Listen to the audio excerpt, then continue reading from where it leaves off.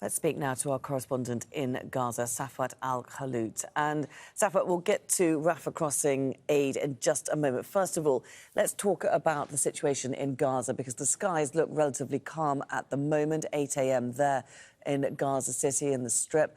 But there have been more air raids overnight. Yes, the Israeli airstrikes intensified in different areas all over the Gaza Strip, specifically in Rafah, in the south of the Gaza Strip, where they ask people to move.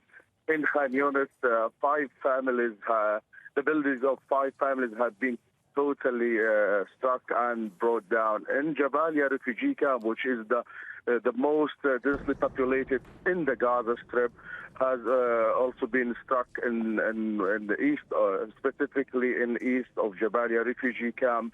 Now we are following the news from the central area in Al-Zahra neighborhood. They have just destroyed 4 residential buildings, what they call them residential towers.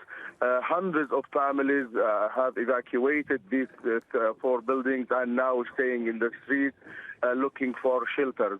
The Minister of Health says that in the overnight Israeli raids, 33 people at least in Rafah killed in these recent attacks. We could still hear the explosions in different areas where I'm staying in Deir al-Balah, in the central area of the Gaza Strip.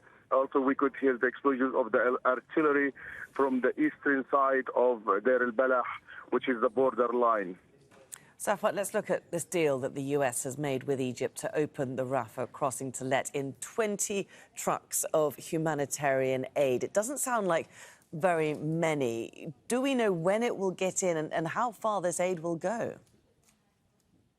Look, from what we see in Gaza ran out of everything, literally everything, not only water and food and fuel, everything, including the personal needs for everyone, clothes and many other things. It's a long list of things that we can talk about. But at least they believe here if there is an Israeli approval for the Egyptians to open or to let the humanitarian aid in, which means that there will be even more.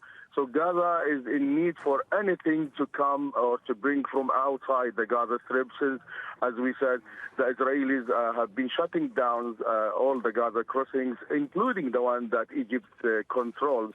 So once the Egypt or Israel allows the Egyptians to bring in the food or to deliver the food and other humanitarian aid, it means that there will be more. So the Ministry of Health is the most urgent side that needs such aid, since the hospital ran out of everything almost. OK, Safwat Al-Kahlout bringing us the latest there from inside Gaza. Thanks very much, Safwat.